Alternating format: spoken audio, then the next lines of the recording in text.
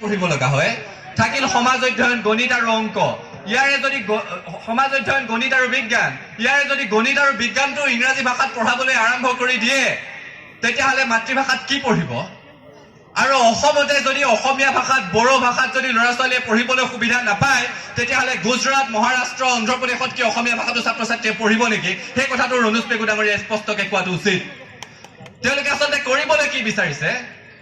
এটা প্ৰজন্মক এতিয়া আমি কবলৈ পাই খুব দুৰ্ভাগ্য যেন অনুভৱ কৰো অসম আন্দোলনটো হৈ যোৱা 4টা দশক শেষ হৈ গল আজিলৈকে পাঠ্যক্ৰমত অসম আন্দোলন পঢ়িবলৈ নাপালে আজিলৈকে পাঠ্যক্ৰমত খৰ্গেশ্বৰ তালুকদাৰনো কিদৰে ঢুকাইছিল সেই কথা পঢ়িবলৈ নাপালে আজিলৈকে কোনেও পঢ়িবলৈ নাপালে প্ৰসন্ন নাৰায়ণ চৌধুৰীয়েনো মাধ্যম আন্দোলনটো কিদৰে নেতৃত্ব দিছিল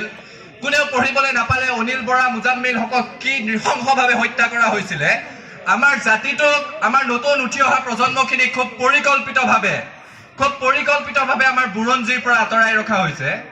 অসমীয়া জাতীয়তাবাদটোক মোহাৰি পেলাবৰ কাৰণে হয়তো অসমীয়া বুৰঞ্জীৰ পৰা আমাক আঁতৰাই ৰখা হৈছে আৰু তেনেকুৱা এটা অৱস্থাতে তেনেকুৱা চিন্তাধাৰাৰে সৈতে এনেকুৱা সিদ্ধান্ত ল'বলৈ বিচাৰিছে যে অসমত মাতৃভাষা মাধ্যমটোৰ ওপৰত যাতে অশনি সংকেত আহে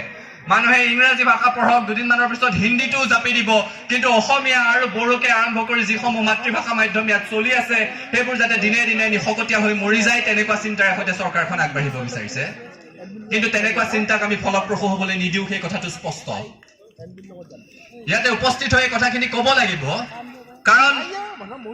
ৰাইজে যিসমূহ কথা বিচাৰে ৰাইজৰ যিসমূহ আশা আকাংক্ষা সেইসমূহ প্ৰতিফলিত কৰিবলৈহে তেওঁলোক তাত বহি আছে দিল্লীৰ শ্ৰুতলিপি শুনি নাগপুৰৰ শ্ৰুতলিপি শুনি সেইসমূহক কাৰ্যকৰী কৰিবৰ কাৰণে তেওঁলোকক অসমৰ ৰাইজে শাসনৰ বাগজৰি কোনো কালে দিয়া নাছিলে আৰু নিদিয়ে তাৰ সমান্তৰালভাৱে সদৌ অসম ছাত্ৰ সন্থাৰ কৰ্মকৰ্তা হিচাপে আমি ৰাইজৰ অভিভাৱকত্বত সদায় আগবাঢ়ি যাবলৈ বিচাৰিছো আৰু ৰাইজৰ অভিভাৱকত্বত আমি আগবাঢ়ি যাওঁতে ৰাইজে জানে যে সদৌ অসম ছাত্ৰ সন্থাই মূলতঃ দুটা দিশত আমি কাম কাজ কৰি আছো এটা হৈছে ছাত্ৰ ছাত্ৰীৰ সংগঠন হিচাপে আমি ছাত্ৰ ছাত্ৰীয়ে ভাল শিক্ষানুষ্ঠান আৰু উপযুক্ত সংস্থাপনৰ লক্ষ্যৰে কিদৰে আগবাঢ়ি যাব পাৰে গুণীসকলৰ লগত জ্যেষ্ঠসকলৰ লগত আলাপ আলোচনা কৰি শিক্ষাগুৰুসকলৰ তত্ত্বাৱধানত ৰাইজৰ অভিভাৱকত্বত আমি সেই দিশটোত আগবাঢ়ি গৈ আছো আৰু সেই দিশটোত আগবাঢ়ি যাওঁতে আমাৰ কৰণীয় যথেষ্ট আছে এই অবিভক্ত বৰপেটা জিলাখন অম্বিকাগিৰি জিলা এই জিলাখনৰ পৰা আজি আমি ভাবিব নোৱাৰা কথাবোৰ অম্বিকাগিৰি ৰায় চৌধুৰীয়ে আজিৰ পৰা 5-6টা দশক আগত সেই কথাবোৰ সোঁৱৰাই থৈ গৈছে কা আন্দোলনৰ সময়ত আমি কি কৈছিলো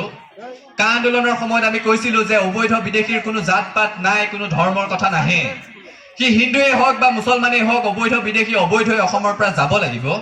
সমগ্ৰ ভাৰতবৰ্ষত হোৱা কা বিৰোধী আন্দোলনৰ লগত অসম তথা উত্তৰ পূৰ্বাঞ্চলত হোৱা কা বিৰোধী আন্দোলনটোৰ এইটো মৌলিক পাৰ্থক্য আছিল আৰু ৰজাঘৰে সেইখিনি সময়ত কি বুজাব বিচাৰিছিল ৰজাঘৰে বুজাব বিচাৰিছিল যে অসমত অবৈধ মুছলমান বিদেশীৰ সংখ্যা ইমানেই বাঢ়ি গৈছে যে তাৰ সৈতে তাৰতম্য মিলাবৰ কাৰণে সমানুপাত মিলাবৰ কাৰণে অবৈধ হিন্দুক নাগৰিকত্ব দিব লগা হ'ব তেনেকুৱা এটা পৰিৱেশ আমি সেইখিনি সময়ত প্ৰশ্ন কৰিছিলো যে যদি ৰাতিপুৱা শুই উঠি দেখো ঘৰত নেউল 3টামান সোমাইছে নেউলকেইটা খেদাৰ ব্যৱস্থা কৰিম